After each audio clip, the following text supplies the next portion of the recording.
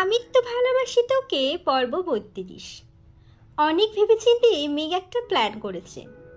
আবির ভাইয়ের জন্মদিনের দিনই সে আবির ভাইকে নিজের ভালোবাসার কথা বলবে। হ্যাঁ হোক বা না, সে এই লুকোচুরির সমাধান চায়। অষ্টাদশী যতটা উত্তেজিত ঠিক ততটাই আতঙ্কিত। মনটা শুধু কু গাইছে। সকাল থেকে বন্যাকে কম করে হলেও ১০০ বার কল দিয়েছে।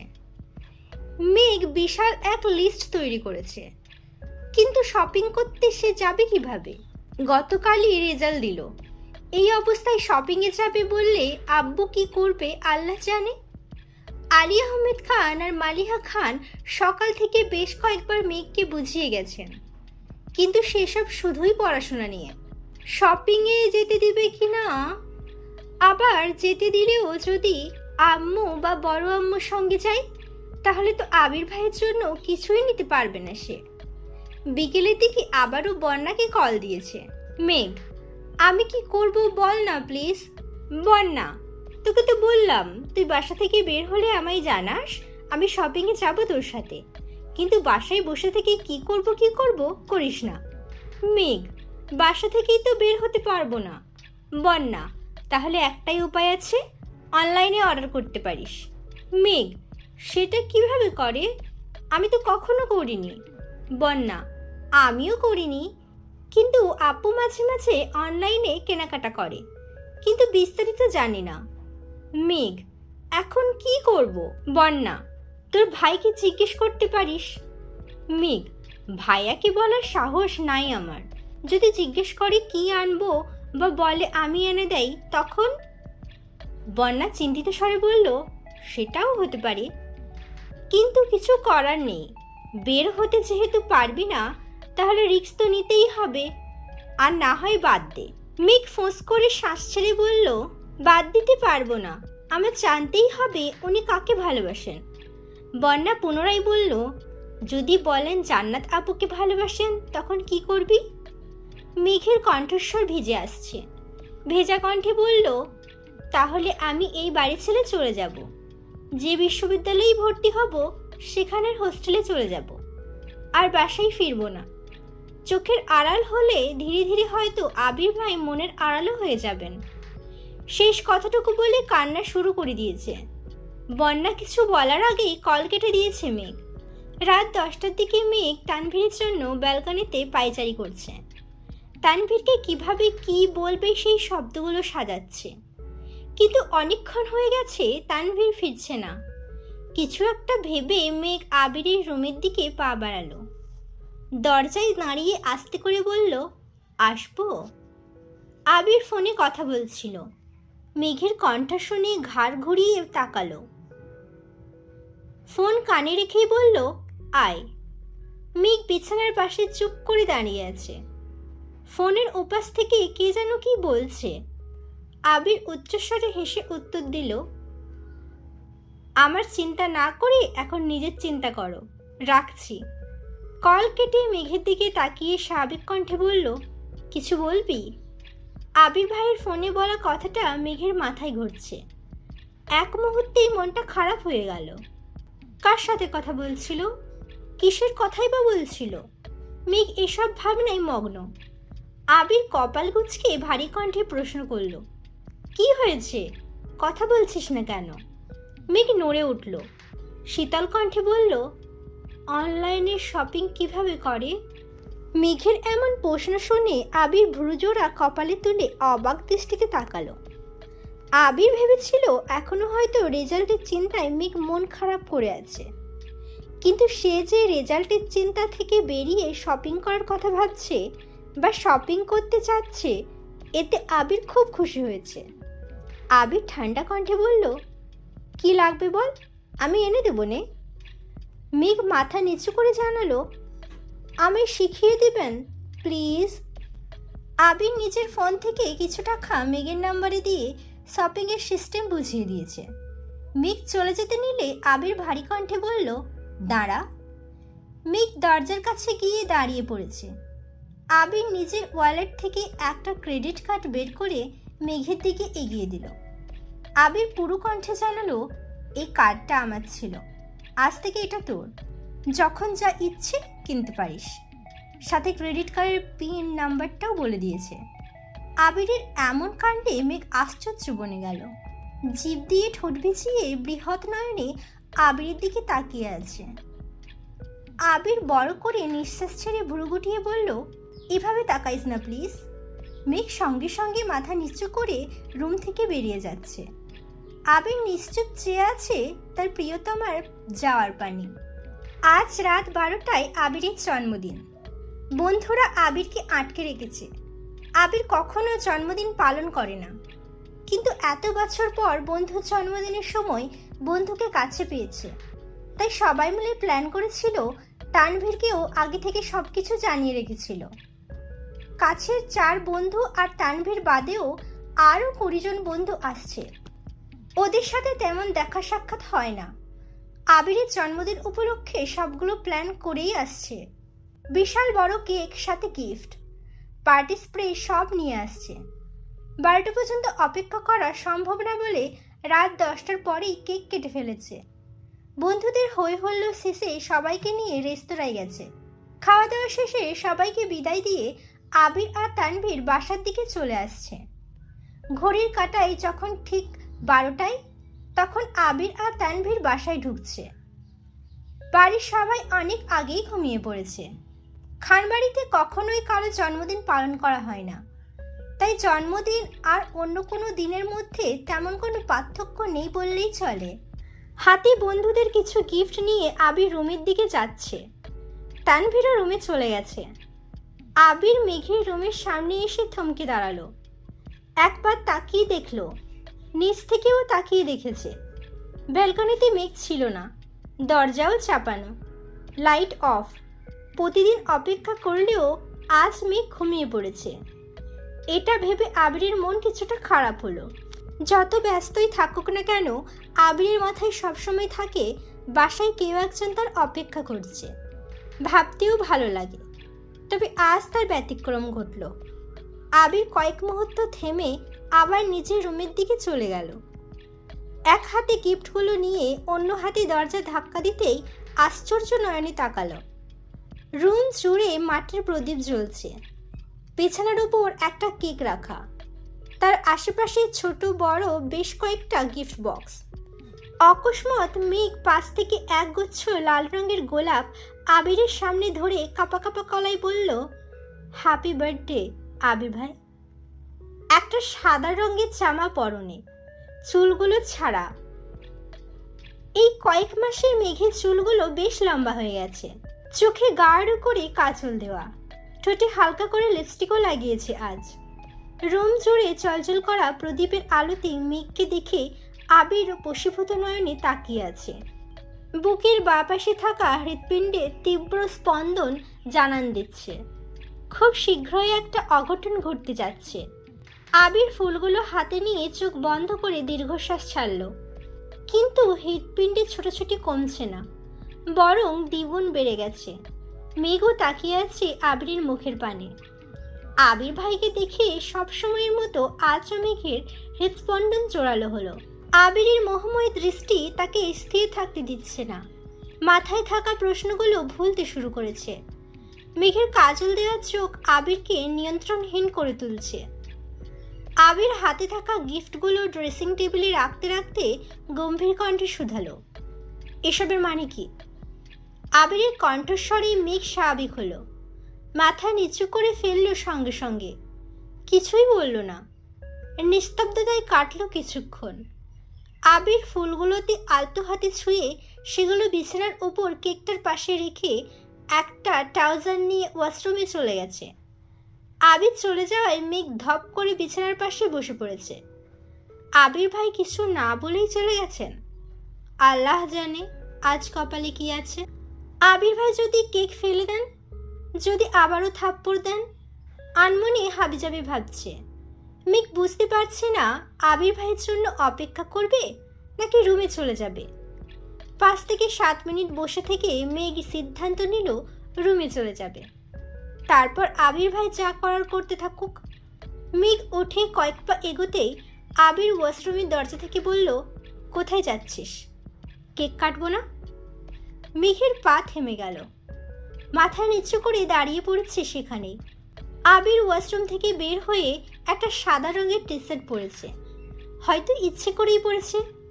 ভেজা চুলগুলো থেকে এখনো পানি পড়ছে, তবে মোছার চেষ্টাও করছে না। মেঘের কাছে এসে দাঁড়াতেই মেঘ কিছুটা কেঁপে উঠল। এই বুঝি থাপ্পড়টা মারবেন? নিজেকে বাঁচাতে সহসা দু হাতে দুগাল চেপে ধরল। অষ্টাদশীর কাণ্ড দেখে আবির নিজের ভ্রুযুগল নাকের ডগায় টেনে নিল। স্বভাবসুলভ তপ্তস্বরে বলল, এসব করার জন্যই সেদিন অনলাইনে শপিং শিখতে এসেছিলি। মেঘ মাথা নিচু করে ফ্লোরের দিকে তাকিয়ে আছে। আবির পুনরায় বলল, অনেক সুন্দর সাজিয়েছিস, অসংখ্য ধন্যবাদ। তবে এটাই যেন লাস্ট টাইম হয়। আমার জন্মদিন পালন করা ভালো লাগে না, আর এই বাড়িতে এসব কিছু চলে না। প্রথমবার পাগলামি করেছিস, তাই কিছু বললাম না। মেঘ আবিরের মুখের দিকে তাকিয়েছে। আবির তখনও তাকিয়েই ছিল। দ্বিতীয়বার সেই কাজল কালো চোখে চোখ পড়ায় আবির সঙ্গে সঙ্গে নিজের দৃষ্টি সরিয়ে নিয়ে বিছানার কাছে চলে গেল। এই চোখে দীর্ঘ সময় তাকালে নিজেকে নিয়ন্ত্রণ করতে পারবে না সে। মেঘও আবিরের পাশে এসে দাঁড়িয়েছে, তবে মনে থাকা প্রশ্নগুলো করার বিন্দুমাত্র সাহস অবশিষ্ট নেই। তাই ভাবলো আজকের মতো কেক কেটে এখান থেকে পালাতে পারলেই বাঁচি। আবির কেক কেটে প্রথমেই মেঘকে অল্প একটু খাইয়ে দিল। যথারীতি মেঘও খাইয়ে দিয়েছে। ফুচকা খাওয়ানোর পর আজ আবির ভাইয়ের মুখে তুলে কেক খাওয়াতে গিয়েও মেঘের সেই পূর্বের অনুভূতি কাজ করছে। আবির নিচু হয়ে বাকি কেকটা কাটছিল। আচমকা মেঘের আঙুলে লেগে থাকা ক্রিম দু আঙুলে আবিরের গালে ছুঁয়ে দৌড় দিতে নিলে 1 সেকেন্ডে আবির হাত চেপে ধরে ফেলল। আবির ঘুরে 2 পা এগিয়ে মেঘের কাছে গিয়ে দাঁড়ালো। আবির ভাইয়ের কাছে আসাতে মেঘ আতঙ্কে 2 পা পিছালো। আবিরের হাতের মুঠোয় থাকা নিজের হাতটা ছুটানোর খুব চেষ্টা করছে, কিন্তু আবির শক্ত হাতে ধরে রেখেছে। আবির 1 পা এগোচ্ছে আর মেঘ 1 পা পিছোচ্ছে। মেঘ কাঁদো কাঁদো কণ্ঠে বলল, আর জীবনেও এমন করব না, প্লিজ এবারের মতো ছেড়ে দেন। আবির তপ্ত দৃষ্টিতে তাকিয়ে এগিয়ে আসছে। মেঘ পেছাতে গিয়ে অনুভব করলো দেওয়ালে পিঠ ঠেকে গেছে তার।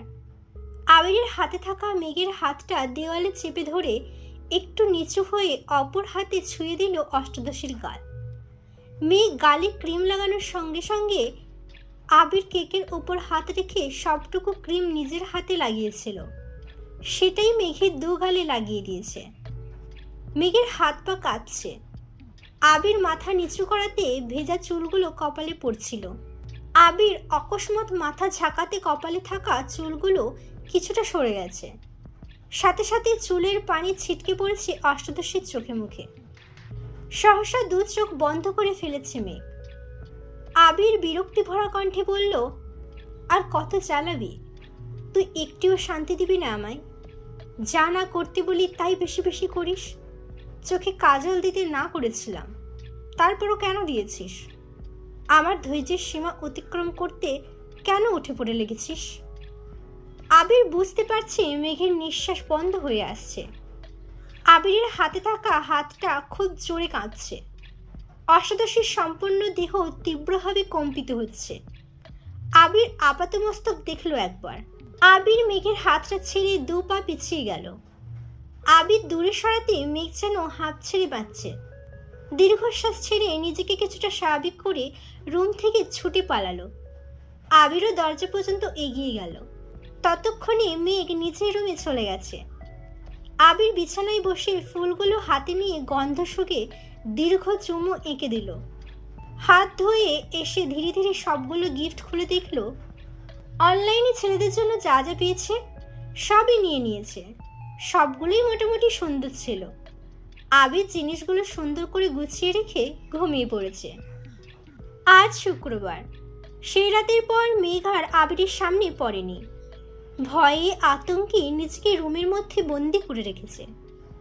আব্বুর সামনেও যায় না। দুপুরের দিকে যেই না রুম থেকে বের হতে যাবে তখনই আবিরের মুখোমুখি হলো। আবির নামাজের জন্য বের হইতেছিল। মেঘকে দেখে থামলো। মৃদু স্বরে বলল, নামাজ পড়ে রেডি হইস, একটা প্রোগ্রামে নিয়ে যাব তোকে। মেঘ আস্তে করে বলল, কিসের প্রোগ্রাম? আবির ঠান্ডা কণ্ঠে উত্তর দিল, সেটা গেলেই বুঝতে পারবি। রেডি হয়ে বের হয়ে পড়িস, আমি বাহিরেই থাকবো। মেঘ আর কিছু বলল না। আবির টুপি মাথায় দিতে দিতে বাসা থেকে বেরিয়ে পড়েছে। আবিরের কথা মতো নামাজ পড়ে মেঘ একটা গর্জিয়াস ড্রেস পরে সুন্দর করে সেজেছে। তবে আজ ভুল করেও সে কাজলে হাত দেয়নি। ঘন্টা দুয়েক পর মেঘ রুম থেকে বেরিয়েছে। বিকেলবেলা ড্রয়িং রুমে সবসময় ফাঁকা থাকে, তাই কারো কোনো প্রশ্নের সম্মুখীন হতে হয়নি তাকে। বাসা থেকে বের হয়ে কিছুটা যেতেই চোখে পড়ল আবির ভাই দাঁড়িয়ে আছে। প্রতি শুক্রবারের মতো আজও পাঞ্জাবি পরেছেন, তবে আজকেরটা একটু গর্জিয়াস। মেঘ কাছাকাছি আসতেই আবির মৃদু হেসে বলল, মাশাআল্লাহ, অনেক সুন্দর লাগছে তোকে। মেঘ মাথা নিচু করে বিড়বিড় করে বলল, আপনাকেও অনেক সুন্দর লাগছে। আবির কথাটা শুনে নিঃশব্দে হেসে হেলমেট পরে নিল। তারপর মেঘকেও নিজের হাতে হেলমেট পরিয়ে বাইক স্টার্ট দিল। 30 মিনিটে রাস্তা জ্যাম পেরিয়ে 1 ঘন্টা 30 মিনিটে পৌঁছেছে। বাইক পার্ক করে মেঘকে নিয়ে ঢুকলো একটা কমিউনিটি সেন্টারে। মেঘ কিছু জিজ্ঞেস করতে গিয়েও ভয়ে জিজ্ঞেস করতে পারছে না, তাই বাধ্য মেয়ের মতো আবিরের পিছন পিছন গেট পেরিয়ে ভিতরে ঢুকলো। কিছু দূর যাওয়ার পরেই চোখে পড়ল স্টেজের দিকে। অসংখ্য ফুল দিয়ে সাজানো সুন্দর একটা স্টেজে লাল লেহেঙ্গা পরে বউ বেশি বসে আছে এক সুন্দরী। ওনার পাশে জামাই সেজে এক সুদর্শন এক পুরুষ বসে আছে। ফটোগ্রাফার বিভিন্ন স্টাইলে তাদের ছবি তোলায় ব্যস্ত। মেঘ স্টেজের দিকে তাকিয়ে সেই দৃশ্য দেখে চমকে উঠে বলল, জান্নাত আপু। আবির মেঘের দিকে তাকিয়ে কিছু না বলে শুধু মুচকি হাসল। মেঘ আবিরের দিকে একবার দেখছে, আবার জান্নাত আপুর দিকে। উত্তেজিত কণ্ঠে পুনরায় শোধালো, সত্যিই কি জান্নাত আপুর বিয়ে? আবির স্বাভাবিক কণ্ঠে উত্তর দিল, হ্যাঁ। মেঘ আনমনে বলল, হঠাৎ? আবির হাসি মুখে জবাব দিল, হঠাৎ না, বিয়ে অনেকদিন আগে থেকেই ঠিক ছিল। মেঘ আশ্চর্য নয়নে তাকিয়ে আছে। এতদিন জান্নাত আপুকে নিয়ে কতই না সন্দেহ করলো, কত উল্টোপাল্টা কথা ভাবলো। হাজার চেষ্টা করে এত মাস আবির ভাইয়ের প্রতি নিজের অপ্রকাশিত ভালোবাসা মনের ভেতর চাপা দিয়ে রেখেছিল শুধু জান্নাত আপুর জন্য। আবির ভাইয়ের সাথে জান্নাত আপুকে নিয়ে কত বাজে চিন্তাই না করে এসেছে, এমনকি তাদের বিয়ে পর্যন্ত ভেবে নিয়েছিল। অথচ কি হলো, জান্নাত আপুর বিয়ে হচ্ছে, তাও অন্য কারোর সাথে। এই ঘটনা স্বাভাবিকভাবে মেনে নেওয়া অষ্টাদশের পক্ষে অসম্ভব। হাবিজাবি ভাবতে ভাবতে মেঘের হঠাৎ মনে হলো পুরনো সেই কথাটা। আবির ভাইকে জিজ্ঞেস করেছিল, আপনি কি জান্নাত আপুকে তৎক্ষণাৎ আবিরের দেওয়া থাপ্পড়টা মনে পড়তে মেঘ কিছুটা কেঁপে উঠল। মনে মনে ভাবছে, আবির ভাইয়ের সাথে যখন আপুর কিছু ছিলই না, তাহলে এতদিন এটা ক্লিয়ার করে বলেননি কেন আমায়? অবশ্য বলবেনই বা কেন? উনি কি আর আমার অনুভূতি বুঝেন? থাপ্পড় না দিয়ে সেদিন এটাও তো বলতে পারতেন, আপুর জীবনে কেউ আছে বা আপুর বিয়ে ঠিক। বড় আম্মু যখন আবির ভাইকে জান্নাত আপুর কথা বলেছিলেন, তখনও তো বলতে পারতেন, তাহলে তো আমি এত দুশ্চিন্তায় থাকতাম না। কিন্তু সেদিনও উনি টু শব্দ করলেন না। শুধু শুধু 4টা মাস বৃথা গেল আমার। না মেডিকেলে চান্স পেলাম, আর না আবির ভাইকে পেলাম। আবিরের দিকে একবার দেখলো, তারপর মন খারাপ করে মেঘ বলল, আপুর যে বিয়ে ঠিক সেটা কি আপনি এতদিন বলেননি কেন? আবির ঠোঁট বেঁকিয়ে হাসলো, তারপর গম্ভীর কণ্ঠে বলল, বললে আর কোথাও চান্স পাইতিস না। এমনিতেই তো বেশিরভাগ সময় ভিন গ্রহে বসবাস করিস। বললে যে কি হতো আল্লাহ ভালো জানেন। আকস্মাৎ কেউ একজন আবিরকে উদ্দেশ্য করে তপ্তস্বরে বলে উঠল, এতক্ষণে আসার সময় হয়েছে তোর? কখন আসতে বলেছিলাম তোকে? আবির সেদিকে তাকিয়ে সহজ কণ্ঠে বলল, তোর স্পেশাল গেস্টকে নিয়ে আসছে, একটু তো সময় লাগবে। স্পেশাল গেস্টের কথা বলেছিস বলে বেঁচে গেলি। সহসা মেঘের উদ্দেশ্যে বলল, ওয়েলকাম ম্যাম। মেঘ ঘাড় ঘুরিয়ে তাকালো, ভূত দেখার মতো চমকে উঠে বলল, ভাইয়া আপনি? রাকিব সশব্দে হেসে উত্তর দিল, ইয়েস ম্যাম। আবির ভ্রুকুচকে প্রশ্ন করল, ওনারা কোথায়? রাকিব হাসি মুখে বলল, খেতে বসেছেন। তোদের জন্য অপেক্ষা করতে চাইছিল, কিন্তু আমি জোর করে বসলাম। আমি ওখানেই ছিলাম। লিমন বলল, তোরা আইছিস তাই আসলাম, চল স্টেজে যাই। আবির ভারী কণ্ঠে বলল, আরে না, ওরা ছবি তুলছে, একটু সময় দেওয়া দরকার, পরে যাবনে। মেঘের মাথায় কিছুই ঢুকছে না, হচ্ছেটা কি? সে আশেপাশে তাকাচ্ছে, একবার স্টেজে দেখছে, আর একবার দুই বন্ধুর কথোপকথন শুনছে।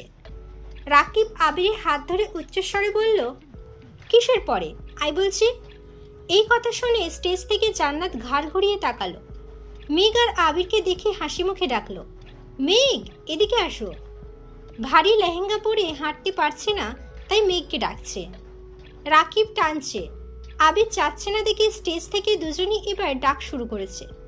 জান্নাত বলে উঠল, ভাইয়া আপনি আসবেন নাকি আমাকেই আসতে হবে? এই মেঘ আসো। আবির, মেঘ আর রাকিব তিনজনে স্টেজে উঠল।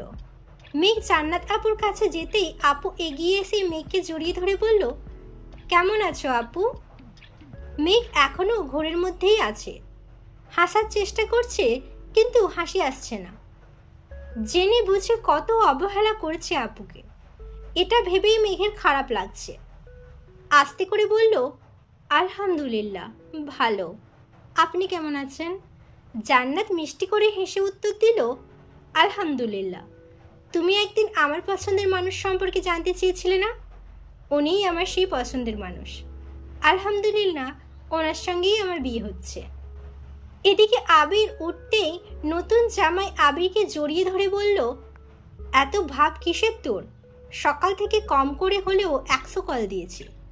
তোর আমার সাথে আসার কথা ছিল আর তুই এতক্ষণে আসলি। আবির কিছু বলার আগেই রাকিব বলে উঠল, তোমাদের আবেগ অনুভূতি পরে প্রকাশ করো, আগে আমি আর আমার স্পেশাল গেস্টের সাথে পরিচয় করিয়ে দিই। মেঘের দিকে তাকিয়ে রাকিব হেসে বলল, ম্যাম এই হলো আমার একমাত্র বোন জান্নাতুল ফেরদৌস জান্নাত। আপনি তাকে খুব ভালোভাবেই চিনেন, আর উনি হলেন আশরাফুল ইসলাম আসিফ। মেঘের বিস্ময়ে যেন কমছেই না। রাকিব ভাইয়ের আপন বোন জান্নাত আপু, অথচ এতদিনে একটা বারও কেউ বলেও নি। এই কোন দুনিয়ায় আসছে সে? আশরাফুল ইসলাম আসিফ মেঘের দিকে চেয়ে হালকা করে হেসে বলল, কেমন আছেন মিস মাহাদিবা খান? নিজের পুরো নাম শুনে মেঘ অবাক চোখে তাকিয়েছে আসিফের পানে, আর ভাবছে আমার নাম উনি কিভাবে জানেন। আশরাফুল ইসলাম তখনও আবিরের কাঁধে হাত রেখেই দাঁড়িয়ে আছেন। কয়েক মুহূর্ত পর মেঘ ধীর কণ্ঠে বলল, আলহামদুলিল্লাহ ভালো, আপনি কেমন আছেন?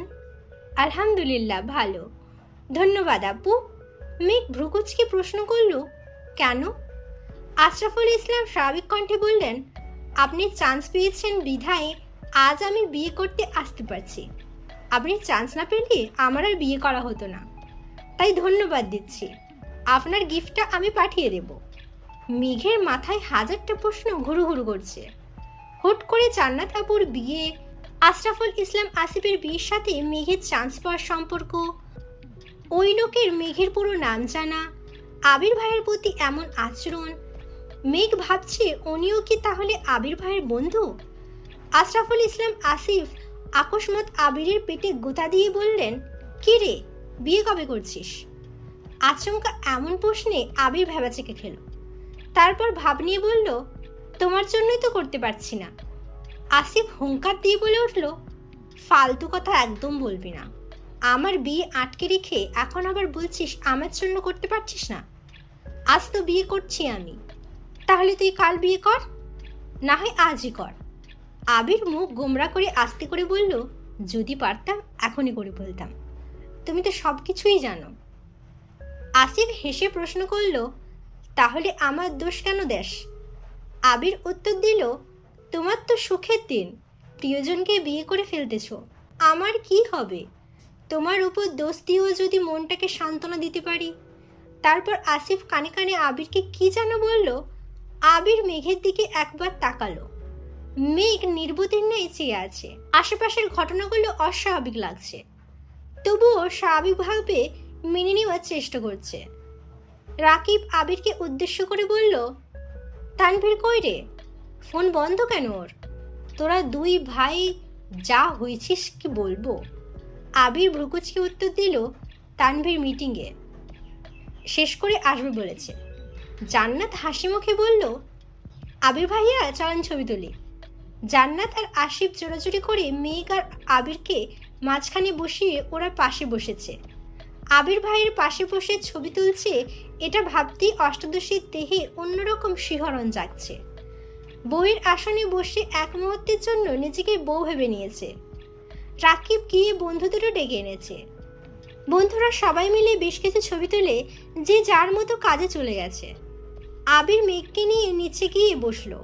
স্টেজে নব দম্পতিরা কাপল পিক আর ভিডিও করার ব্যস্ত। মেঘের হাতে জুস দিয়ে আবির মেঘের পাশে বসলো। মেঘ এক চুমুক জুস খেয়ে আবিরকে উদ্দেশ্য করে প্রশ্ন করলো, জান্নাত আপু রাকিব ভাইয়ের বোন, এটা এতদিন বলেননি কেন? আপুর যে বিয়ে ঠিক এটা কেন বললেন না? আর আপুর হাজবেন্ড কি আপনার বন্ধু? মেঘ একদমই প্রশ্নগুলো করলো। আশেপাশে কেউ নেই। মেঘের মনে জমে থাকা প্রশ্নগুলো বাঁধ ভেঙে বেরিয়ে আসতে চাইছে। জান্নাত আপুর বিয়ে হয়ে যাচ্ছে, আবির ভাইকে নিজের করে পাবে, এই খুশির থেকেও মাথায় করা প্রশ্নগুলো তাকে বেশি অস্বস্তিতে ফেলছে। আবির শক্ত কণ্ঠে বলা শুরু করল, রাকিবের বোন বলে জান্নাতকে বাসায় নিলে প্রতিটা মানুষ ধরে নিত তার সাথে আমার কোনো সম্পর্ক আছে। যদিও কারো কারো মনে এমনিতেও অনেক সন্দেহ, শেষ পর্যন্ত আম্মু বিয়ের কথা বলেই ফেলল। আর যদি তোকে পড়ানোর মাঝখানে বলতাম যে জান্নাতের বিয়ে ঠিক, তাহলে তুই সেই কথা বাসার সবাইকে বলতে 2 মিনিট সময়ও নিতি না। আমি জান্নাতের ব্যাপারে কোনো কথা বাসায় জানতে চাচ্ছিলাম না। জান্নাতের হাজবেন্ড আমার বন্ধু নয়, তবে কাছের কেউ। মেঘ পুনরায় প্রশ্ন করল, আমার চান্স পাওয়ার সাথে আপুর বিয়ের কী সম্পর্ক? আবির সহজ কণ্ঠে বলল, ঢাকা শহরে টিউটর পাওয়া কোনো সমস্যা নয়, তবে বেশিরভাগ টিউটরই শুধু টাকার জন্য পড়ায়। এই 3-4 মাস সময়টা প্রতিটা স্টুডেন্টের জীবনে একবারই আসে।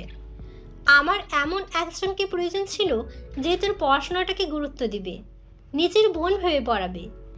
জান্নাত রাকিবের বোন আর আমারও কাছের মানুষ। ও যতটুকু শ্রম তোর জন্য দিয়েছে ততটুকু বাহিরের কোনো টিউটর কখনোই দিত না। কিন্তু হঠাৎই ওর বিয়ের কথাবার্তা শুরু হয়ে গেছিল। বিয়ে হয়ে গেলে তোর প্রতি ওর গুরুত্ব কমে যেত। ওর পক্ষেও সব কিছু ম্যানেজ করা কষ্ট হয়ে যেত। নতুন টিউটর আনলেই তোর মানাতে সময় লাগতো, তাই বাধ্য হয়ে জান্নাতের বিয়ে পিছিয়ে দিয়েছিলাম, এটাই বলছিল। বিস্ময়ে মেঘের ভ্রু জোড়া কপালে উঠে গেছে। বৃহৎ চক্ষিপট আবিরের চোখে মুখে নিবন্ধ। তাকে চান্স পাওয়ানোর জন্য আবির ভাই জান্নাত আপুর বিয়ে আটকে রেখেছিল। এটা ভেবেই প্রজাপতির ন্যায় উঠতে ইচ্ছে হচ্ছে মেঘের, তবে মনে মনে নিজের উপর ক্ষুব্ধও হচ্ছে। এতগুলো দিন আজেবাজে কথা ভেবে নষ্ট করেছে। মেঘের বুকের ভেতর হৃৎপিণ্ডের তীব্র ধুকপুক শুরু হয়ে গেছে। প্রেম প্রেম অনুভূতিরা মস্তিষ্ক জুড়ে বিচরণ করছে। মেঘ বিড়বিড় করে বলল, যেই মানুষটার অপ্রকাশিত সতর্কতায় এত তীব্র, সেই মানুষটার প্রকাশিত ভালোবাসা না জানি কত প্রখর। তখনই মেঘের চোখে পড়ল একটা খয়েরি রঙের শাড়ি পরা মেয়ে তাদের দিকেই এগিয়ে আসছে। শাড়িতে মেয়েটাকে অনেক সুন্দর লাগছিল। এই প্রথমবার কাউকে শাড়ি পরা দেখে মেঘেরও খুব ইচ্ছে করছে শাড়ি পরতে। মেয়েটা কাছাকাছি এসেই বলল, হাই কিউটি। মেঘ আগে থেকেই মেয়েটাকে দেখেছিল। মেয়েটার কথা শুনে এবার আবিরও তাকিয়েছে। মেঘ সঙ্গে সঙ্গে আবিরের দিকে তাকালো, বোঝার চেষ্টা করলো মেয়েটা আবিরের পরিচিত কিনা। মেয়েটা পুনরায় বলল, কেমন আছো কিউটি? বারবার কিউটি বলায় মেঘ কপাল কুঁচকালো। যদিও মেয়েটাকে সে চিনে না, যেহেতু নিজে থেকে কথা বলতে এসেছে তার মানে পরিচিতই হবে, তাই মেঘ উত্তর দিল, আলহামদুলিল্লাহ ভালো। আপনি কেমন আছেন? মেয়েটা মৃদু হেসে বলল, আলহামদুলিল্লাহ ভালো। তোমাকে সামনাসামনি দেখতে খুব ইচ্ছে ছিল, অবশেষে তোমার দেখা পেলাম। মেঘ কিছু বলছে না, চুপচাপ চেয়ে আছে। মেয়েটা পুনরায় বলল, জানো, মাঝে মাঝে তোমার প্রতি খুব হিংসে হয়। মেঘ বিস্ময় সমেত তাকিয়ে প্রশ্ন করল, কেন? মেয়েটার সোজাসাপটা উত্তর, একটা মানুষ কতটা ভাগ্যবতী হতে পারে তা তোমার কথা না শুনলে জানতামই না। দোয়া করি সারা জীবন সুখে থাকো। মেঘ জিজ্ঞাসা চোখে চেয়ে বলল, মানে? আবির মেঘের দিকে চেয়ে গলা খাকারি দিয়ে বলে উঠল, থাক, আর মানে বুঝতে হবে না।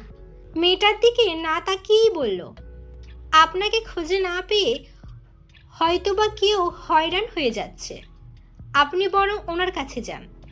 মেয়েটা আস্তে করে বলল, আর কতদিন ভাইয়া? আবির গম্ভীর কণ্ঠে উত্তর দিল, বহুদিন। মেঘ নির্বাক চোখে তাকিয়ে আছে। এই বিয়ের অনুষ্ঠানে কি ঘটছে তার অর্ধেকের বেশিই মেঘের মাথায় উপর দিয়ে যাচ্ছে। মেঘ আবিরকে প্রশ্ন করল, উনি কে? রিয়া, রাকিবের গার্লফ্রেন্ড। কি? রাকিব ভাইয়ার গার্লফ্রেন্ড? এত অবাক হওয়ার কি আছে? গার্লফ্রেন্ড থাকতে পারে না? পারে, কিন্তু উনি আমায় চিনলে কিভাবে? মেঘ প্রশ্ন করল। রাকিব যেহেতু আমার বেস্ট ফ্রেন্ড, রাকিব যদি চিনে বা জানে তাহলে রিয়া জানতে কতক্ষণ? গম্ভীর কণ্ঠে আবির বলল। মেঘ আর কথা বাড়ালো না। আজকে তার শখ খাওয়ারই দিন। একটু পর পর একটার পর একটা শখ খাচ্ছে। হুটহাট একজন এক এক কথা বলছে, যাদের কাউকেই মেঘ চিনে না।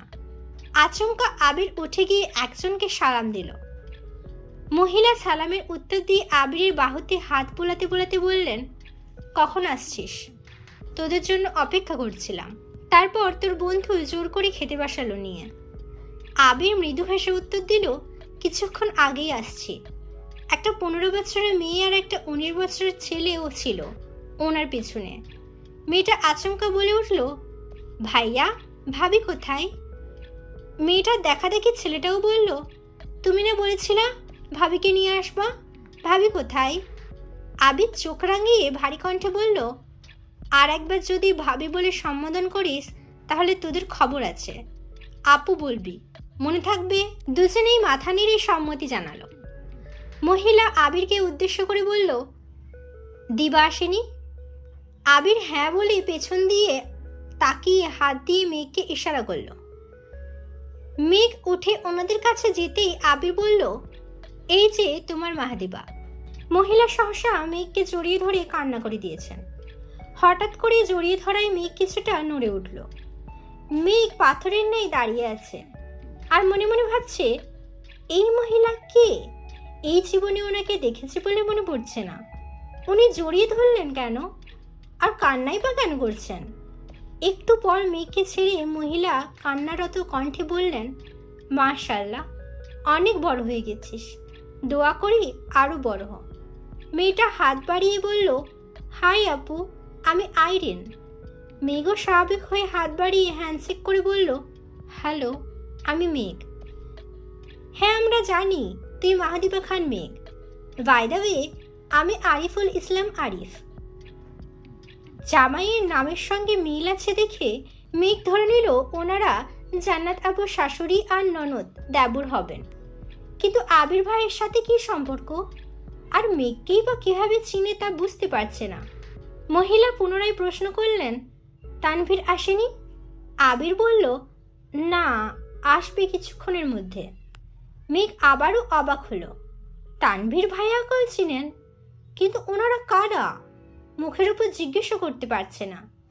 তখনই মধ্যবয়স্ক একজন লোক আসছেন। আবির সালাম দিয়ে হ্যান্ডশেক করল। মেঘকেও ওই লোকের সাথে পরিচয় করে দিলেন। তখনই রাকিব আর রাসেল ডাকতে আসছে।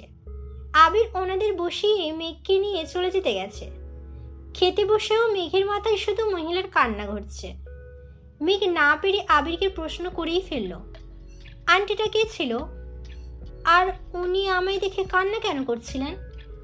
আবির দীর্ঘশ্বাস ছেড়ে বলল, আজ তোকে সবই বলবো। প্রোগ্রামটা শেষ করে বের হই, ততটুকু সময় একটু ধৈর্য রাখ প্লিজ। আবির মেঘ খাওয়া শেষ করে মেঘ আগে চলে আসছে। আবির রাকিবের সঙ্গে কি যেন কথা বলছিল। তখনই তানভীর আসছে। মেঘকে দেখেই প্রশ্ন করল, খেয়েছিস? মেঘ মাথা নেড়ে হ্যাঁ বলল। তানভীর পুনরায় বলল, এই যে তোর জান্নাত আপুর বিয়ে হয়ে যাচ্ছে, এখন ভাব তোকে বিয়ে দিয়ে দিলে কেমন হবে। এই কথা শুনেই মেঘের অক্ষিপট ভিজে আসছে। জান্নাত আপুর বিয়ে হয়ে যাচ্ছে, রাকিব ভাইয়া কতই না কষ্ট হচ্ছে। সারা জীবনের জন্য সবাইকে ছেড়ে চলে যাবে। আজকের পর থেকে তো ওনার বাড়িতেই উনি মেহমান হয়ে আসবেন। মেঘকে বিয়ে দিলে এভাবে বাড়ি ছেড়ে চলে যেতে হবে? এটা ভেবেই কান্না পাচ্ছে মেঘের। বোনের কান্না দেখে তানভীর মেঘের মাথায় হাত বুলিয়ে হাসতে হাসতে বলল, দূর পাগলি, তোকে বিয়েই দেবো না, আর দিলেও আমাদের বাড়িতেই রাখবো, চিন্তা করিস না। তখনই আবির আসছে।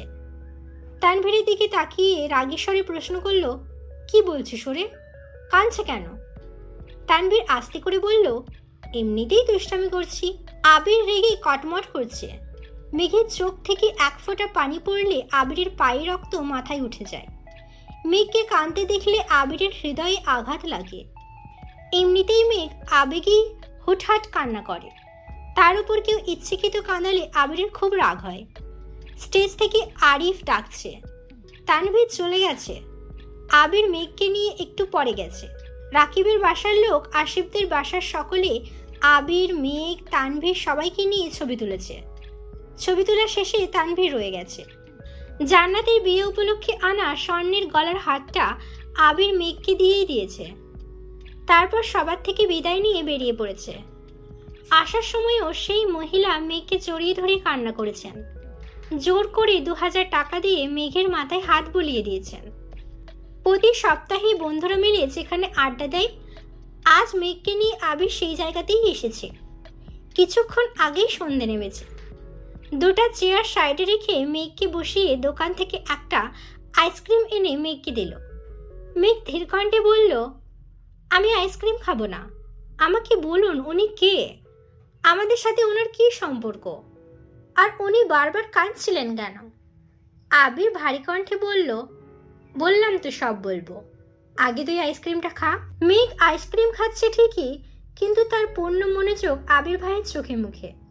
মাথায় থাকা প্রশ্নের ভিড়ে আইসক্রিমটাও ঠিকমতো খেতে পারছে না, কিন্তু আবির ভাই সামনে বসে থাকতে বাধ্য হয়ে খেতে হচ্ছে।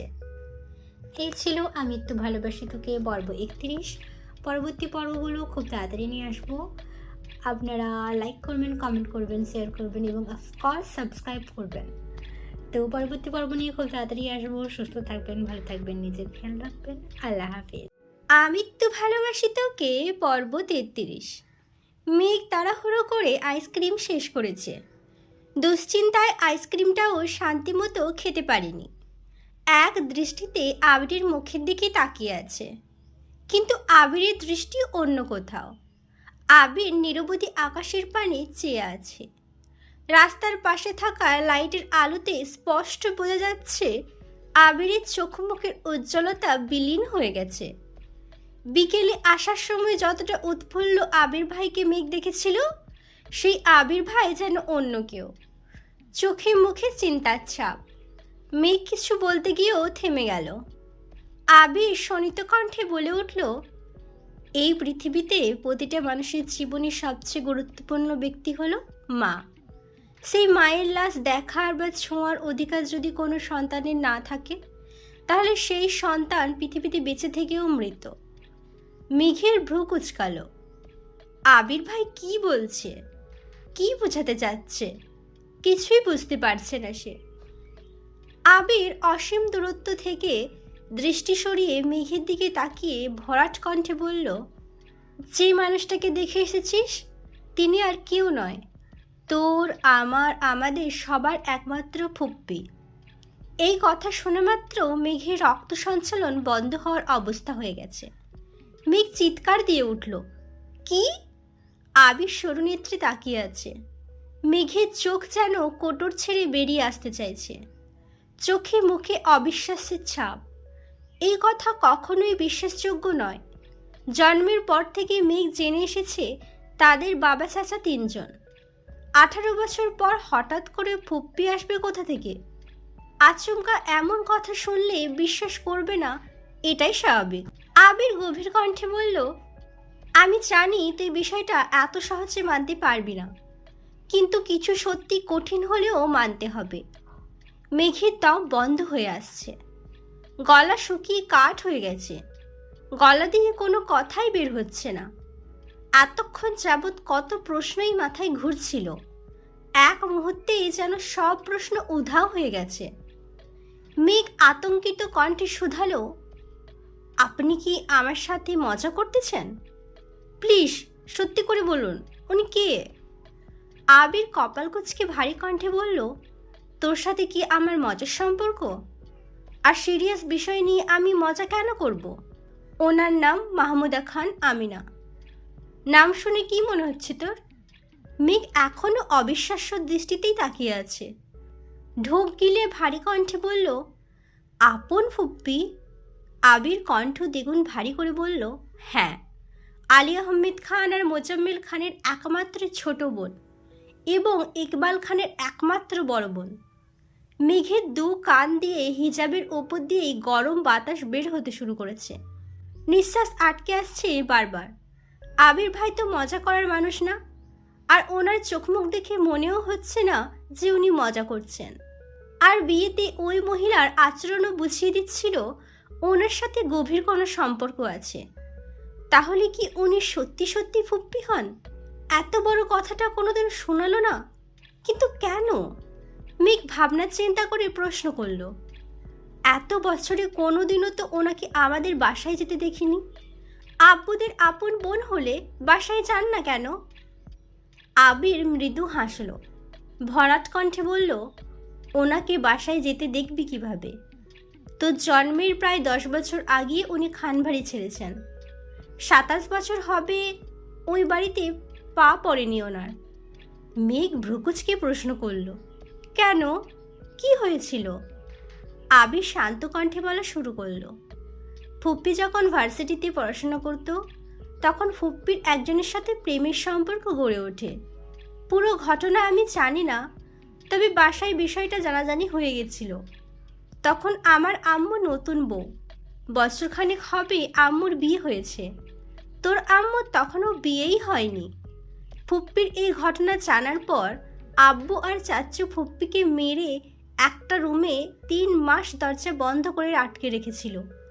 তখন দাদু বেঁচে ছিলেন, তবে অসুস্থ ছিলেন, কথাও বলতে পারতেন না।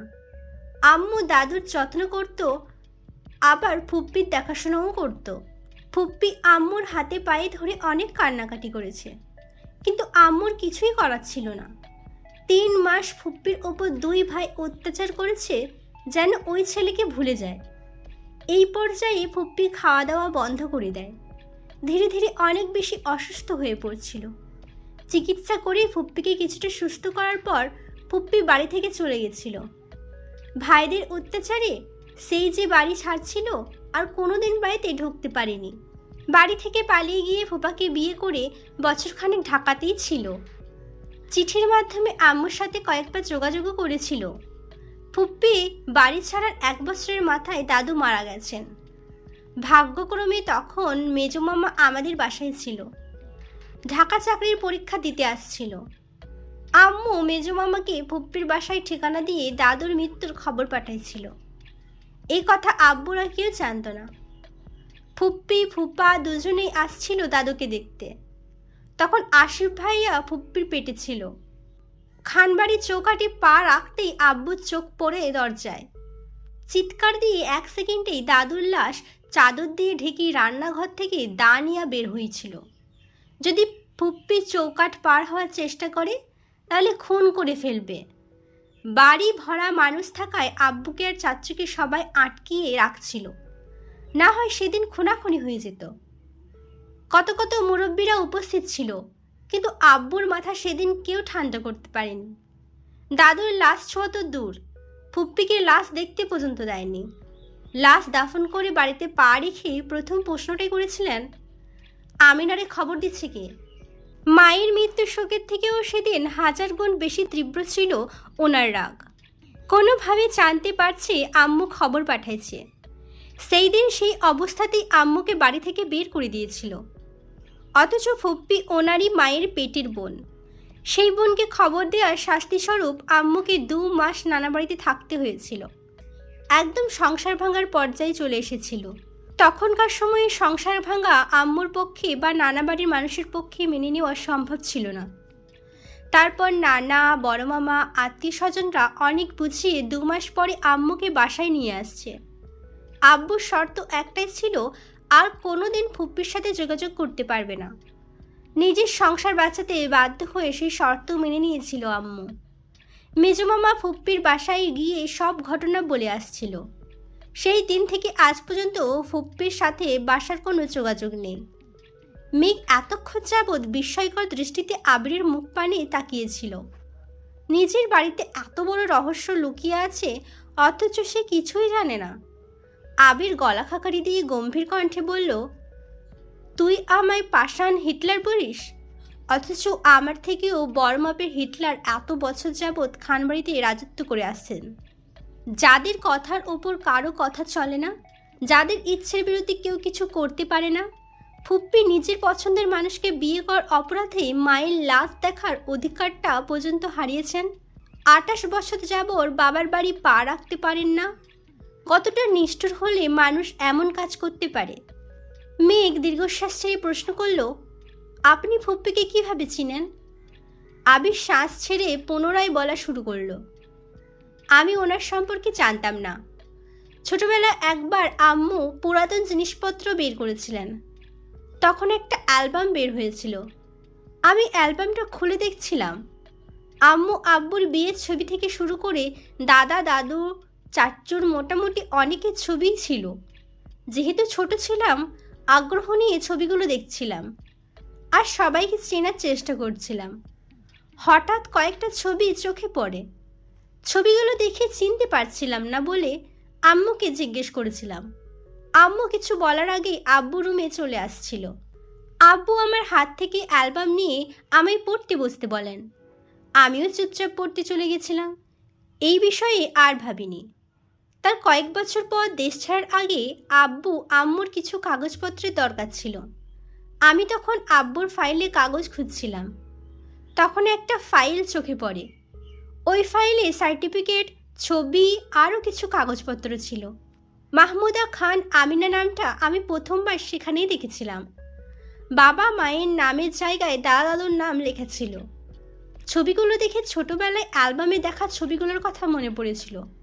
আমি সেখান থেকে একটা ছবি নিয়ে গেছিলাম। আম্মুকে একবার জিজ্ঞেসও করেছিলাম, কিন্তু আম্মু বলেছেন আম্মু কিছু জানে না, আর এই বিষয়ে যেন আর কোনোদিন কাউকে কিছু প্রশ্ন না করে।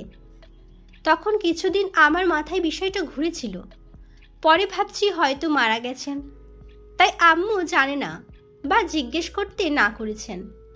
বিষয়টা সেখানেই ভুলে গেছিলাম। কিন্তু ছবিটা যে আমার কাগজপত্রের সাথে চলে গেছিল এটা আমি জানতাম না।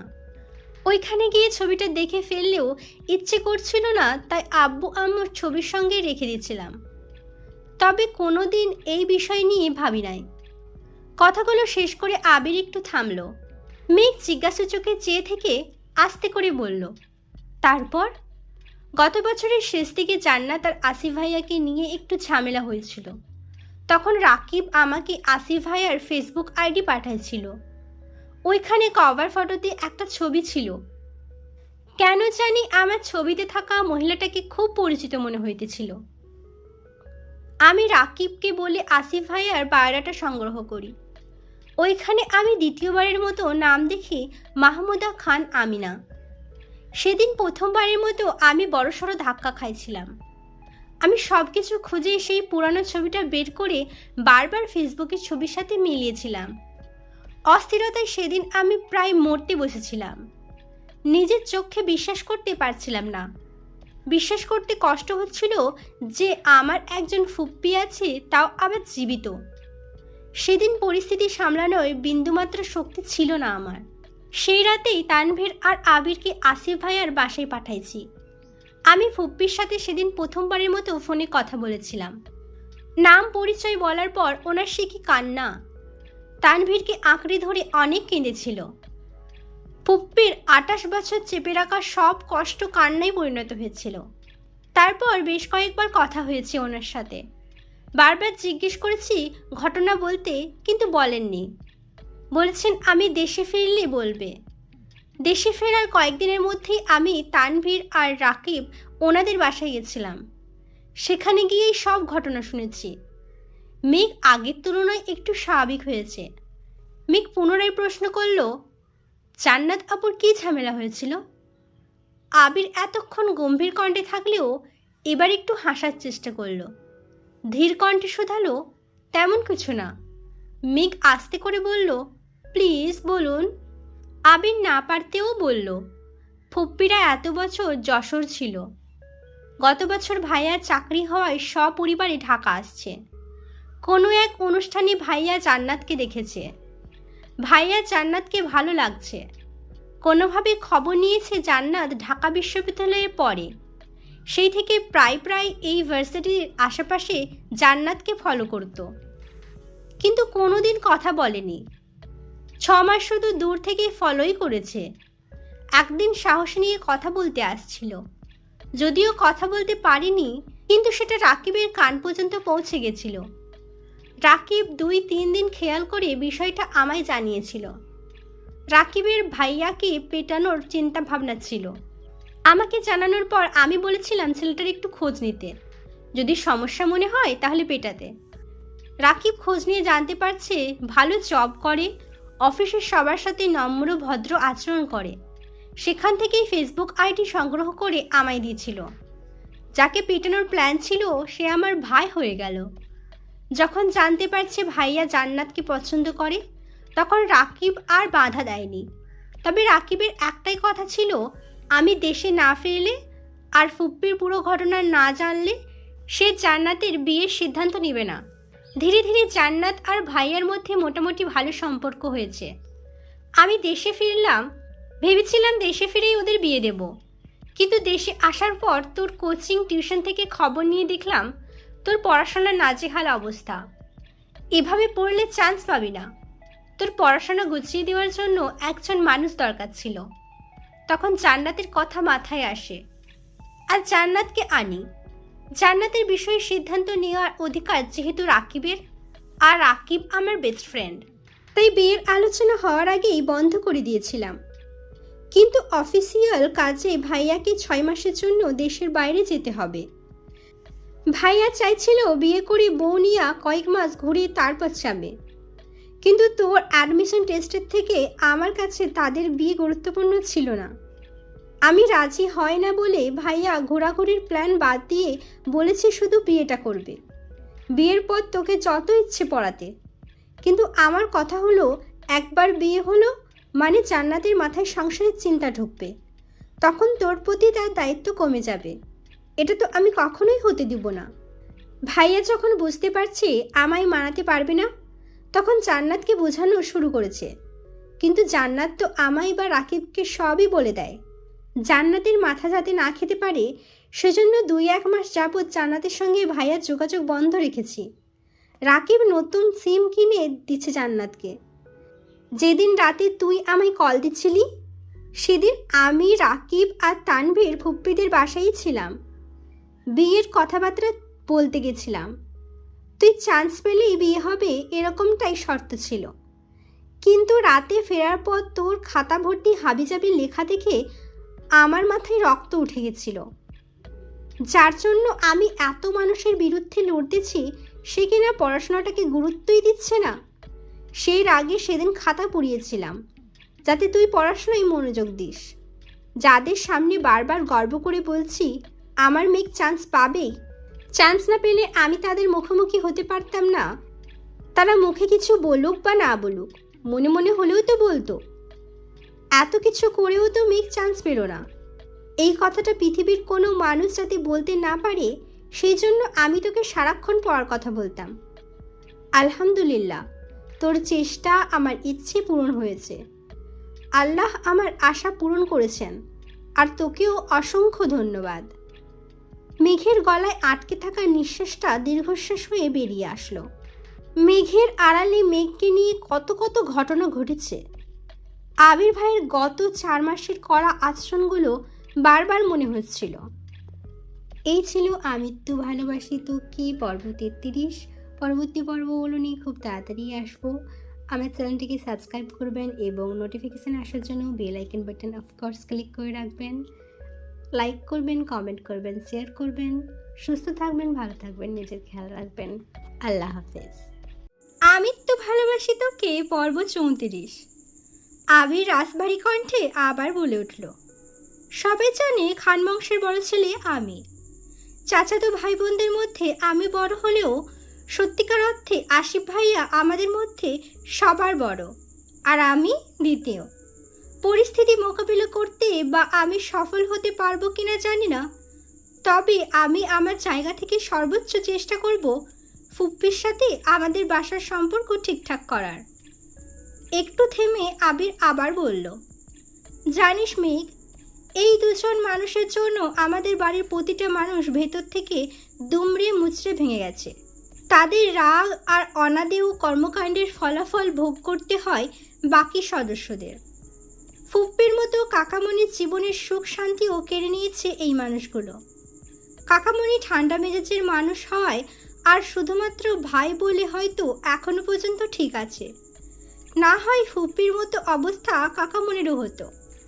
কাকামণি সবার সামনে প্রাণোচ্ছল থাকে ঠিকই, কিন্তু ওনার ভেতরটাই সবচেয়ে বেশি বিধ্বস্ত।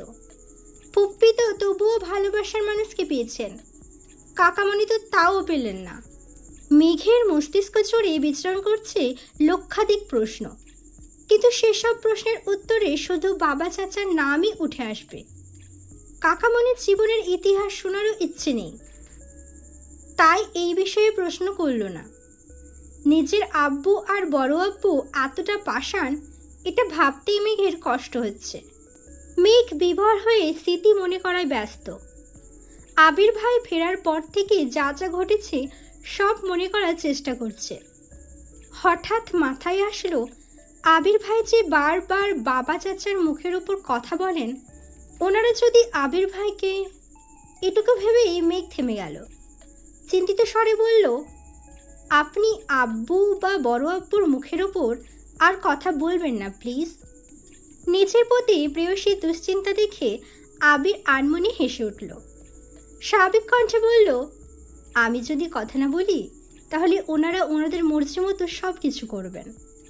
ওনাদের সকল ইচ্ছে পূরণ করা আমার পক্ষে সম্ভব না। আমি কারো প্রিয় হতে থাকতে চাই না। আমি তাই করব যা আমার করতে ইচ্ছে করবে। মেঘের শীতল চাউনি দেখে আবির ভারী কণ্ঠে বলে উঠল, তোকে আগেও বলেছি, এখন আবার বলছি, কখনো কারো মন রাখার চেষ্টা করবি না। ঠিক সেই কাজটাই করবি যেটা তোর মন করতে চাইবে। বিষয় ছোট হোক বা বড়, আগে নিজের মনকে প্রায়োরিটি দিবি। আর ফুপ্পির বিষয়টা ভুলেও কাউকে বলবি না। বাড়িতে কাউকে এই বিষয়ে কোনো প্রশ্ন করবি না। তোকে জানানো দরকার ছিল তাই জানিয়েছি। আজকের পর থেকে বুঝে শুনে পাগলামি করবি, কারণ আমি চাই না তোর পাগলামিকে সিরিয়াসলি নিয়ে কেউ তোর মনে আঘাত করুক। কথা শেষ করে মেঘকে নিয়ে বাড়ি ফিরেছে আবির। মেঘের মনে আজ কোনো অনুভূতি নেই। এই যে এতদিন জান্নাত আপুকে নিয়ে এত দুশ্চিন্তা করলো, সেই জান্নাত আপু সম্পর্কে তার ভাবি হয়ে গেছে। বাড়ির রহস্য না জানলে আজ মেঘ আবিরকে নিজের মনের কথা বলেই দিত, কিন্তু তার বাড়ির মানুষ যে ভালোবাসার জাতশত্রু, তারা তো কোনোদিন মানবে না আবির ভাইয়ের প্রতি যে সে অসম্ভব দুর্বল। আবির ভাইকে এই জীবনে কি আদেও পাবে? আবির বাইক চালাচ্ছে আর মনে মনে ভাবছে, আমার জীবনটা কেন এমন হলো? তোর প্রবল অভিমান আমায় দেশ ছাড়তে বাধ্য করেছিল। 6 বছর যাবৎ আমি নিজের উপলব্ধি জমিয়েছি, সেই সুদীর্ঘ অভিসন্ধি বাস্তবায়নের সুযোগটাও পেলাম না আমি। ভেবেছিলাম দেশে ফিরে তোর কাছে আমার চিত্তের অব্যক্ত প্রণয়ন প্রকাশ করব। এত বছরে তোকে ঘিরে কত লক্ষাধিক স্বপ্ন দেখেছি, সেই সব স্বপ্নের কথা জাহির করব। গত 6 বছর শুধু একটাই পরিকল্পনা করেছি, কিভাবে তোকে আমাতে আসক্ত করব। 3 মাসের মধ্যে তোকে আমার বউ করে নেব। এই দৃঢ় সংকল্পে নিজেকে প্রস্তুত করেছিলাম, কিন্তু একটা ঘটনা আমায় চূর্ণ বিচূর্ণ করে দিয়েছে। গত 1 বছর যাবৎ আমি নিজের সঙ্গে লড়াই করছি। তোকে উপেক্ষা করার বিন্দুমাত্র শক্তি যে আমার ছিল না। দেশে ফিরে প্রথমবার তোর লালিত মুখমণ্ডল আর মায়াবী আঁখি দেখে এক মুহূর্তের জন্য নিজেকে উন্মাদ মনে হয়েছিল। ইচ্ছে হয়েছিল খানবাড়ির সব নিয়ম নীতির বিনাশ করে হলেও তোকে আমার করে নিই, কিন্তু আমি পারিনি। আজও আমি তোকে ভালোবাসি বলতে পারছি না। তুই পরিবার ছাড়তে পারবি না, আর আমি তোকে নিজেকে প্রতিষ্ঠিত করা ছাড়া আমি আর কোনো পথ খুঁজে পাচ্ছি না। তোকে পাওয়ার জন্য যতটুকু যোগ্যতা অর্জন করা দরকার আমি ঠিক ততটুকুই যোগ্য হব। তারপরও আমার তোকেই চাই। আমার তোকে পাওয়ার ইচ্ছে যতটা প্রবল, তোর মনেও আমাকে পাওয়ার সেই শানিত ইচ্ছে জাগতে হবে। পরিস্থিতি যতই কঠিন হোক, তোর আমার প্রতি প্রগাঢ় আস্থা থাকতে হবে। তুই আমার হলে আমি পুরো দুনিয়ার সঙ্গে লড়তে পারবো, কিন্তু তোকে না পেলে আমার প্রণয়নের পরিণতি হবে মৃত্যু। বাসার সেই মোড়ে মেঘকে নামিয়ে আবির ঠান্ডা কণ্ঠে বলল, যা বলেছি তা মাথায় রাখিস। সামনে তানভীর আছে, ওর সঙ্গে বাসায় যাবি। বাসায় কেউ কিছু জিজ্ঞেস করলে তোর কিছু বলার প্রয়োজন নেই। যা বলার তানভীর বলবে। জান্নাতের বিয়ের কথা কাউকে বলিস না, আর অতিরিক্ত দুশ্চিন্তা করে নিজের শরীর খারাপ করিস না। ফুপ্পির সাথে সম্পর্কটা আমি ঠিকঠাক করার চেষ্টা করব, তুই সাবধানে থাকিস।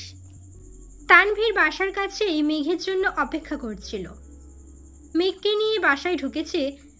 ড্রয়িং রুমে দুই ভাই বসে আছেন। মেঘ আর তানভীরকে দেখেই মোজাম্মেল খান প্রশ্ন করলেন, কোথায় গেছিলে? মেঘ তানভীরের মুখের দিকে তাকাতেই তানভীর বলল, তুই রুমে যা। ভাইয়ের কথা মতো মেঘ রুমে চলে গেছে। ওরা দুই ভাই মেঘকে এমনভাবে আগলে রাখে যেন বাড়ির কেউ কিছু বলতে না পারে। বড়রা কিছু বললে কষ্ট বেশি পাবে, কিন্তু তানভীর যেহেতু ছোট থেকেই শাসন করে, তাই ভাইয়ের শাসন মেঘের এখন সয়ে গেছে। তানভীর যা যা কথা বলার তা বলে রুমে চলে গেছে। মেঘ ফ্রেশ হয়ে শুয়ে পড়েছে। বিকেল থেকে এত এত ঘটনার সম্মুখীন হতে হয়েছে যেগুলো মাথায় স্থির হতেও একটু সময় লাগবে। মেঘের আবেগ অনুভূতি সব বিলীন হয়ে গেছে। আবির ভাইয়ের বলা প্রতিটা কথা মাথায় ঘুরপাক খাচ্ছে। একটা কথা বারবার মনে হচ্ছে, এই বাড়ির প্রতিটা মানুষ ভেতর থেকে দুমড়ে মুচড়ে ভেঙে গেছে। ফুপ্পির বিষয় জানার পর মেঘের হৃদয়টা ভেঙে চূর্ণ বিচূর্ণ হয়ে গেছে। 4 মাসের প্রেমানুভূতি প্রকাশ করার আগেই সব শেষ হয়ে গেল। আবির ভাইয়ের প্রতি যে আকাশসম প্রলয় লীলা সবই ফিকে হয়ে গেছে। ফুপ্পি আর কাকামণির মনে কতই না কষ্ট। এসব ভেবে কখন যে ঘুমিয়ে পড়েছে নিজেও জানে না। আবিরের জন্য অপেক্ষা করার শক্তিটুকুও আজ ছিল না। আবির মেঘকে নামিয়ে দিয়ে আবার বিয়ের প্রোগ্রামে গেছে। রাকিবের বেস্ট ফ্রেন্ড হিসেবে এই সময়ে আবিরকে রাকিবের পাশে থাকা খুব বেশি প্রয়োজন। রাকিবের একমাত্র বোন জান্নাত। রাকিবের আর একটা ছোট ভাইও আছে, তবে বোনের প্রতি ভাইয়ের ভালোবাসা একটু বেশি তীব্র হয়। সপ্তাহখানেক হয়ে গেছে, কিন্তু মেঘের মাথা থেকে ফুপ্পির ঘটনা কোনোভাবেই যাচ্ছে না। যতবার আব্বুকে আর বড় আব্বুকে দেখে ততবারই মনে হয় ওনারা হিটলারের থেকেও নিষ্ঠুর। এতদিন আবির ভাইকে হিটলার বলায় নিজেই অনুতপ্ত হচ্ছে। এখন আর মেঘ আগের মতো আবিরকে জ্বালায় না, আবিরের রুমে যায় না, অনুভূতি প্রকাশের চেষ্টাও করে না। আব্বু আর বড় আম্মুকে দেখলে যতটা রাগ হয়, আবির ভাইকে দেখলে ঠিক ততটাই কষ্ট হয়। আজ তানভীর প্রোগ্রামে ব্যস্ত। হঠাৎ ফোনে কল বাজতেছে। ফোন বের করে অবাক চোখে তাকায়। বন্যা কল দিচ্ছে। প্রোগ্রাম থেকে বের হয়ে একপাশে গিয়ে ফোন রিসিভ করলো। বন্যা, আসসালামু আলাইকুম। তানভীর, ওয়ালাইকুম আসসালাম। বন্যা, ভাইয়া আপনি কি বাসায়? তানভীর, ভাইয়া ডাকতে কতবার না করেছি তোমায়। বন্যা, সরি, আর ভাইয়া বলবো না। মেঘের কি কিছু হয়েছে? আমি কল দিলে রিসিভ করে না, হঠাৎ রিসিভ করলেও ঠিকমতো কথা বলে না। তানভীর, বোনও একটু মানসিক চাপে আছে, কিছুদিনের মধ্যেই ঠিক হয়ে যাবে। বন্যা, কি হয়েছে? বন্যা মনে মনে ভাবছে, আল্লাহ জানে আবির ভাইকে নিয়ে কোনো ঝামেলাই হলো কি না? তানভীর: তেমন কিছু না। তোমার কি খুব দরকার? কিছু বলার থাকলে আমায় বলতে পারো, আমি বনুকে জানিয়ে দেব না। বন্যা আমতা আমতা করে বলল, ওই রকম কিছু না, কথা হইতেছে না তাই চিন্তা হচ্ছিল, এজন্য আপনাকে কল দিলাম। তানভীর ঠান্ডা কণ্ঠে শুধালো, আর কোনো কারণ নেই? বন্যা আস্তে করে বলল, না মানে আছে। তানভীর ধীর কণ্ঠে বলল, বলো। বন্যা ঢোক গিলে ভয়ে ভয়ে প্রশ্ন করল, আজকে কি আপনার একটু সময় হবে? তানভীর ভ্রুকুচকে প্রশ্ন করল, কেন?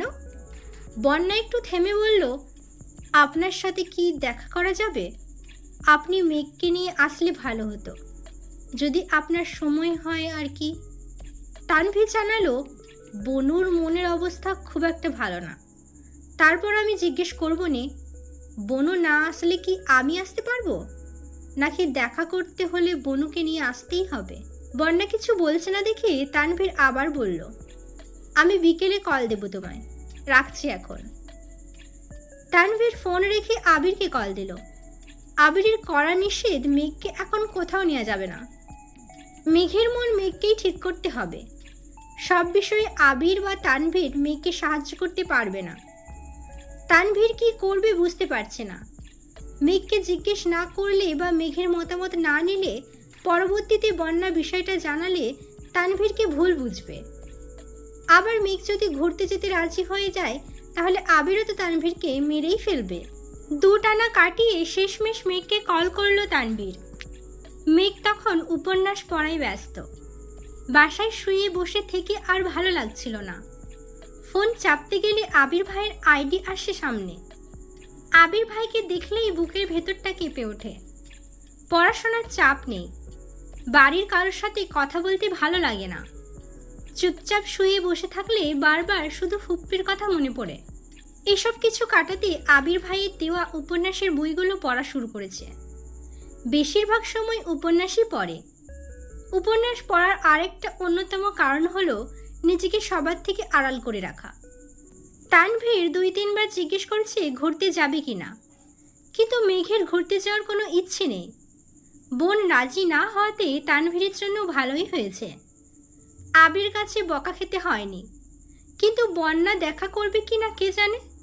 বিকেলের দিকে প্রোগ্রাম শেষ করে তানভীর বন্যাদের বাসায় গলি পর্যন্ত গিয়ে বন্যাকে কল দিল। বন্যা কিছুক্ষণের মধ্যে রেডি হয়ে একটা শপিং ব্যাগ হাতে নিয়ে আসলো। তানভীরের সাথে একা ঘুরতে যাওয়ার ইচ্ছে ছিল না বলেই মেঘকে আনতে বলেছিল, কিন্তু মেঘ এলো না, অথচ তানভীর এসে দাঁড়িয়ে আছে। তাই বাধ্য হয়ে বন্যা বেরিয়েছে। ঘণ্টাখানেক তানভীরের সাথে বাইকে ঘুরেছে, কিন্তু একবারের জন্য তানভীরকে স্পর্শ করেনি। সন্ধ্যার দিকে রেস্টুরেন্টে বসে আছে বন্যা আর তানভীর। বন্যা আশেপাশে একবার তাকিয়ে পরিস্থিতি বোঝার চেষ্টা করলো। তারপর হাতের শপিং ব্যাগটা তানভীরের দিকে এগিয়ে দিয়ে বলল, এগুলো আপনার জন্য। তানভীর বিস্ময় সমেত তাকিয়ে বলল, আমার জন্য? বন্যা ওপর নিচ মাথা নাড়ল, কিন্তু কেন? আপনি 2 বার আমায় ট্রিট দিয়েছেন, গিফটও দিয়েছেন। আমারও তো উচিত চান্স পাওয়ার খুশিতে আপনাকে কিছু দিই। তানভীর শপিং ব্যাগটা নিজের কাছে এগিয়ে নিল। র্যাপিংয়ে মোড়ানো একটা বক্স খুলতেই চোখে পড়ল একটা কালো চেইনের ঘড়ি। অনেক সুন্দর ডিজাইনের, মোটামুটি দামিও। তানভীর ঘুরিয়ে ফিরিয়ে ঘড়িটা দেখে বলল, ঘড়িটা অনেক সুন্দর, কিন্তু আমি তো ঘড়ি পরি না। বন্যা আস্তে করে বলল, ছেলেদের হাতে ঘড়ি থাকলে ভালো লাগে, তাই নিয়েছি। আপনি ঘড়ি পরেন কি না তা তো আমি জানতাম না। ব্যাপার না, পছন্দ করে এনেছো তার জন্য ধন্যবাদ। এই বলে তানভীর ঘড়িটা হাতে নিল। শপিং ব্যাগে আরেকটা সুন্দর ওয়ালেট আর ঘড়ির বক্স শপিং ব্যাগে রেখে খাওয়া দাওয়া করে বন্যাকে বাসার কাছে পৌঁছে দিয়ে তানভীর বাসায় আসছে। আবির ড্রয়িং রুমে বসে কফি খাইতেছিল। তানভীরের হাতে ঘড়ি রেখে কপাল কুঁচকে ঠান্ডা স্বরে বলল, কারোর জন্য কেউ একজন তার ইচ্ছের বিরুদ্ধে কত কাজই না করছে। অবশ্য এসব দেখতে ভালোই লাগছে। তানভীর ঘড়ি পরা হাতটা নিজের পিছনে লুকিয়ে মন খারাপ করে বলল, মজা করছো? আবির সশব্দে হেসে উঠল। তানভীর গাল ফুলিয়ে সিঁড়ি দিয়ে উঠছে। আবির সোফায় বসে সেদিকে তাকিয়ে হেসেই যাচ্ছে। বেশ কিছুদিন কেটে গেল। খাবার টেবিলে দেখা হয় মেঘ আর আবিরের। মেঘ দু একবার আবির ভাইয়ের দিকে তাকায়। চোখাচোখি হলেই চোখ নামিয়ে নেয় মেঘ। আবির সকালে খেয়ে অফিসে চলে যায়। মিম আর আদিও স্কুলে চলে যায়। মেঘ বাসায় একা একা থাকে। প্রতিদিন বিকেলে ছাদে যায়, গাছগুলোর দেখাশোনা করে। বাকি সারাদিন আবির ভাইয়ের দেওয়া উপন্যাসের বই পড়ে। 2টা উপন্যাস শেষ করে ফেলেছে। তৃতীয় উপন্যাসটা যত পড়ছে, মেঘের মনের ভেতর প্রেমানুভূতি তত সক্রিয় হতে শুরু করেছে। ফিকে হয়ে যাওয়া অনুভূতিরা আবারও জাগ্রত হচ্ছে। আবির ভাইয়ের প্রতি ধারালো ভালোবাসার টানে 28 বছরের গত হয়ে যাওয়া ইতিহাসকে পেছনে ফেলে নতুন করে স্বপ্ন দেখতে শুরু করেছে। হয়তো আবির ভাইকে পাওয়ার স্বপ্ন পূরণ হবে, নয়তো সারা জীবন আবির ভাইকে একতরফা ভালোবেসে যাবে। তবুও মুখ লুকিয়ে আবির ভাইকে এড়িয়ে চলবে না। রাত 11টার দিকে মেঘের দ্বিতীয় উপন্যাস পড়া শেষ হয়েছে। সেই থেকে আবির ভাইয়ের জন্য অপেক্ষা করছে। গত কিছুদিন যাবৎ আবির ভাইয়ের বাড়িতে আসা যাওয়াতে মেঘের বিশেষ কোনো নজর ছিল না। বাইকের শব্দ শুনেও ব্যালকনিতে যেতে ইচ্ছে হয়নি তার। আজ এতদিন পর মেঘ আবির ভাইয়ের জন্য ব্যালকনিতে দাঁড়িয়ে অপেক্ষা করছে, অথচ আবির ভাই ফিরছে না। আবির ইদানিং অফিসে থেকে সন্ধ্যায় বাসায় ফিরে ঘণ্টাখানেক পর আবার বের হয়। ফিরতে ফিরতেই রাত 12টা বেজে যায়। যেহেতু মেঘ আবিরের সাথে কথা বলে না, আবিরের জন্য অপেক্ষা করে না, তাই আবিরও নিজের মতোই চলাচল করে। 12টার দিকে আবির বাসায় ফিরেছে। আবিরকে দেখেই মেঘ ব্যালকনি থেকে মিষ্টি করে হাসল। এতদিন পর আজ মেঘের মুখে একটু হাসি ফুটেছে। আবির বাইক থেকে সেই দৃশ্য দেখল কিনা কে জানে। আবির নিজের রুমে ফ্রেশ হয়ে চলে গেছে। মেঘ চুপি চুপি ড্রয়িং রুমে আসছে। এত রাতে কেউই সজাগ নেই। টেবিলের উপর আবিরের জন্য খাবার ঢেকে রাখা হয়েছে। মেঘ খাবারগুলো দেখছে। এর মধ্যে আবির নিচে নামলো। মেঘের থেকে কয়েক পা পেছনে দাঁড়িয়ে ডাকলো, কি করছিস সেখানে? আবিরের কণ্ঠ শুনে আতঙ্কে উঠে ঘাড় ঘুরিয়ে তাকালো মেঘ। মেঘ আবিরের চোখাচোখি হতেই আবির এক টানা 2বার ভ্রু নাচালো। মেঘ নিঃশব্দে হেসে উঠল। দীর্ঘ প্রতীক্ষার পর প্রেয়সীর মুখে হাসি দেখে আবিরের মন এক মুহূর্তেই শান্ত হয়ে গেছে। আবির চোখ বন্ধ করে দীর্ঘশ্বাস ছেড়ে নিজেকে সুস্থির করার চেষ্টা করল। মেঘ মাথা নিচু করে বলল, আপনি এগুলো দিয়ে কিভাবে খাবেন? আপনাকে একটা ডিম ভেজে দিই? মেঘের এমন কথায় আবির চোখ মেলে তাকালো। ভারী কণ্ঠে জবাব দিল, কোনো প্রয়োজন নেই, আমি খেতে পারবো। আবির ভারী কণ্ঠে বললেও মেঘের সেসবই মাথা ব্যথা নেই, কারণ তার মাথায় উপন্যাসের প্রেমালাপ ঘুরপাক খাচ্ছে। সে আবার বলল, আপনি তো বলেছিলেন পরীক্ষার পর রান্নাঘরে যেতে পারবো। পরীক্ষা তো শেষ, এখনও কি যেতে পারবো না? আবির স্বাভাবিক কণ্ঠে প্রশ্ন করল, তোর কি ডিম ভাজা খেতে ইচ্ছে করছে? আমি করে নিয়ে আসবো। মেঘ ডানে বামে মাথা নেড়ে বলল, আমি ভাজবো। আবির গম্ভীর কণ্ঠে শুধালো, তুই ডিম ভাজতে পারিস? মেঘ দাঁত কেলিয়ে হেসে বলল, আম্মুর ডিম ভাজার সময় আমি দেখেছি। আবির পুনরায় বলল, তোর ভাজতে হবে না, তুই বস, আমি ডিম ভেজে নিয়ে আসছি। মেঘ শক্ত কণ্ঠে বলল, না, আমি আনবো। আবির ধমক দিতে গেলেও থেমে গেল। মেয়েটা এতদিন পর আবিরের সঙ্গে কথা বলতে আসছে, ধমক দিলে মনে কষ্ট পাবে, তাই ধমক দিতে পারছে না। আবার ডিম ভাজতে পাঠাতেও সাহস পাচ্ছে না। আবির 2 পা এগিয়ে থমকে দাঁড়ালো। সেখান থেকে ঘুরে এসে চেয়ার টেনে বলল, পকেট থেকে ফোন বের করে কিছু একটা চেক করছিল। একবার রান্নাঘরে তাকাচ্ছে, একবার ফোনে। 2বার ডেকে বলেছে, তুই কি পারবি নাকি আমি আসবো? মেঘ 2বারই উচ্চস্বরে বলেছে, পারবো। কিন্তু আবিরের কলিজা কাঁদছে। প্রথমবার মেঘ রান্না করতে গেছে, পেঁয়াজ কাটতে গিয়ে যদি হাত কেটে ফেলে। কয়েকবার রান্নাঘরে দেখে যেই না ফোনের দিকে মনোযোগ দিয়েছে, কয়েক সেকেন্ডের মধ্যে মেঘ চিৎকার দিয়ে উঠেছে। এই ছিল আমের তো ভালোবাসি তোকে পর্ব 34। পরবর্তী পর্বগুলো নিয়ে খুব তাড়াতাড়ি আসবো। আমার চ্যানেলটাকে সাবস্ক্রাইব করবেন, বেল আইকন বাটনটি ক্লিক করে রাখবেন নোটিফিকেশান পাওয়ার জন্য। অবশ্যই কমেন্ট করে জানাবেন আমার বলা পর্বগুলো আপনার কেমন লাগছে। লাইক করবেন, শেয়ার করবেন, কমেন্ট করবেন। সুস্থ থাকবেন, ভালো থাকবেন, নিজের খেয়াল রাখবেন। আল্লাহ হাফিজ।